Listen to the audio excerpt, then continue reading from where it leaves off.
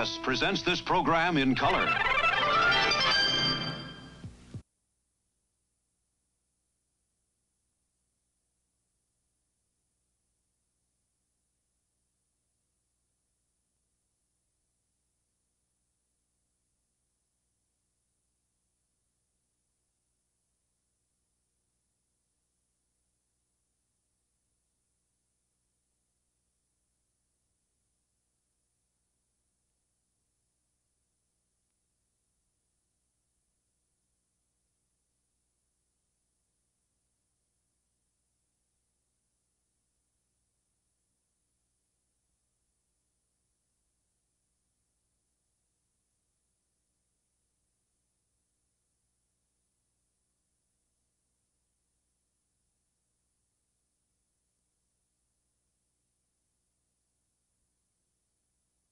You've had, as I understand, reading about your first attempt at a regular television show on ABC, you've had some disagreement with the people who staged the shows, and you have a feeling, as I understand it again, that you prefer to have it more open, more of a sense of the audience. Yeah. Is that correct? Yeah. I didn't really have any bad misunderstanding with the network or with Screen Gems, no. We had several discussions about this or that. There was a rule put in order about the sixth show we taped that they had hung a sign on the door that said nobody under 10 years old allowed, because they were bothered with babies crying and children getting up and walking around and hollering and people getting up with their cameras. Yeah. Well, we got to talking about keeping it down on the ground, as an old country music entertainer used to say, down to earth. The other day in one of our meetings, and I said, hell, if a baby's going to cry, he's going to cry, you know. Why not have it there if he's going to cry? Why not have kids running around? Kids run around. Why not have fans taking pictures? Fans take pictures. If it's real, let them see it. Have it there. We had a police siren on one of the shows last summer. It really bugged them for a while. I think I watched that one. I thought it was down the block. They got a lot of good comments on that, so they appreciated the fact that they let that siren stay on the show.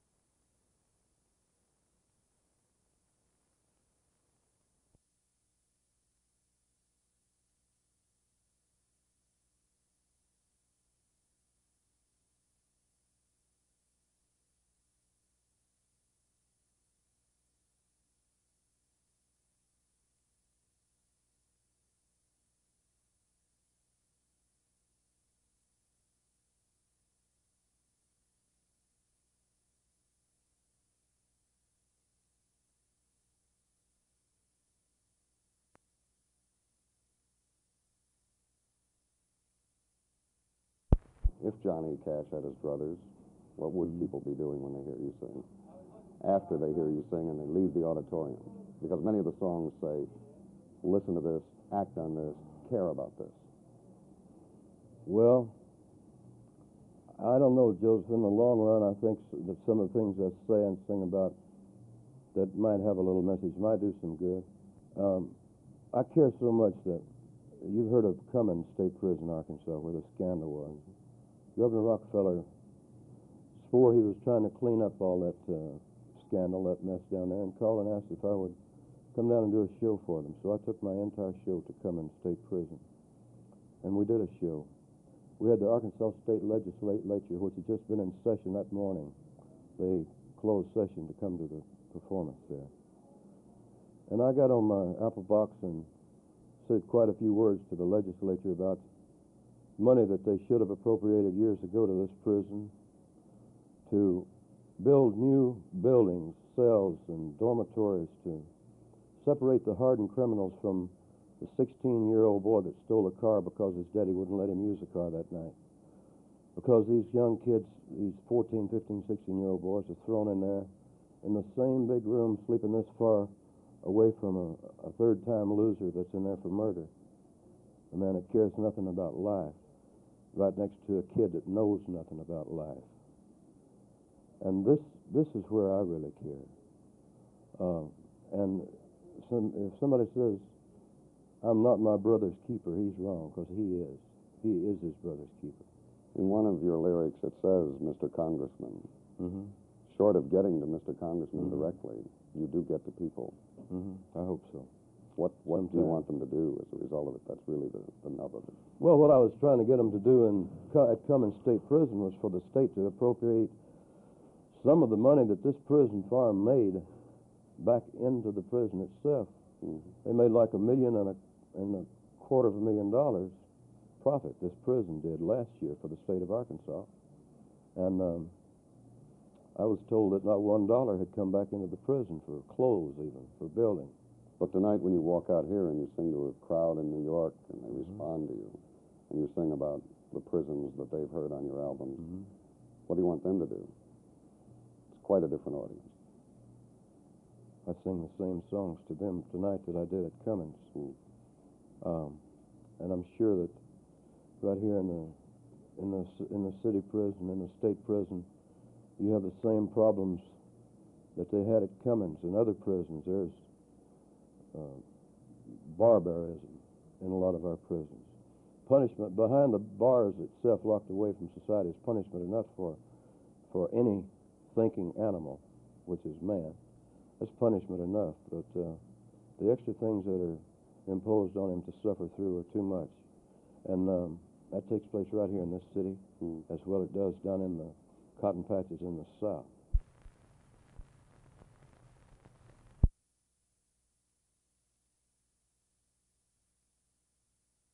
Not going to name it Sue. What are the names you've chosen? If it's a boy, it'll be named John Carter Cash, and if it's a girl, it'll be Rachel.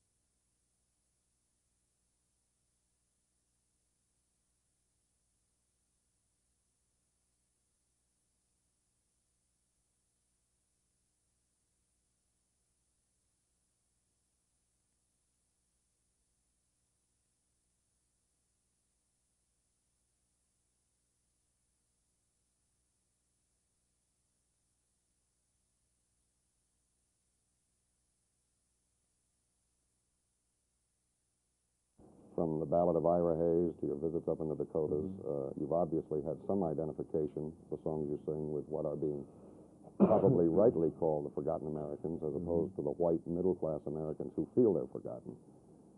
This forgotten American, the Indian, the convict, all of those you sing about. What is it you're trying to say? Are you political? No, not all that much. I don't know what I'm really trying to say at this particular time. When I was singing those, when I recorded those songs, I had the same thing to say that the song did when I said it. Now, I've been working so many concerts and TV shows and so forth this year that I haven't had a chance to go out and try to help the Indians raise money for their schools or for food like I wanted to, like I did at one time in South Dakota you're talking about. And I have had to turn down hundreds of requests to perform at prisons. Well, next year, because of the fact that business has been so good for me, that I'll only do about 40 concerts next year, but it'll leave me a lot of time to try to help some of these people that have been crying for it. The fascinating thing, if I may digress to something in print that I read about you, when you were at San Quentin, was the sense the reporter had was that you had a sense of just how far you could take this prison audience, knowing what it was they needed for expression of their own, just to feel that somebody cared, and then take them that far and not take them beyond that point, which is to take them to futility. Right. What do you sense in a prison? Well, I do care. First of all, you said that right. I do care. And I try to let them know I care. You can't get into prison and say, let's tear down the walls, but you can hint that you might like to help them, if, you know. That's what I said in the song, literally. To tell you the truth, I wrote Folsom Prison Blues in 1954 after I saw a movie called Inside the Walls of Folsom Prison. And the people have told me there's some of the most realistic and believable lines in the world in that song. A guy's singing a line like, I shot a man in Reno just to watch him die. Sounds like he's got to be mean, you know. And yes, but yet always there's a kind of redeeming quality, if I can interpret your songs, that not only that, but there's some reason, there's some demon inside the man, which he identifies with when you sing it. There is much demon in all of us as there is nobility, I think.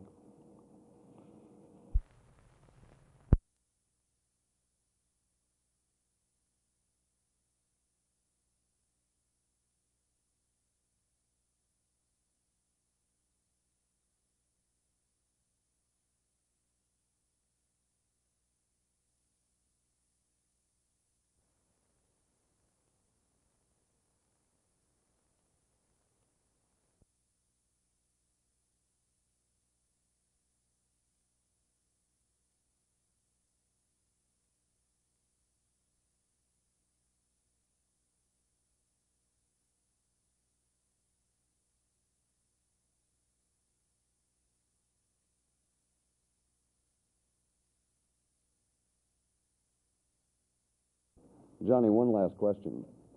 June is expecting shortly. If you have a boy, will you name it Sue?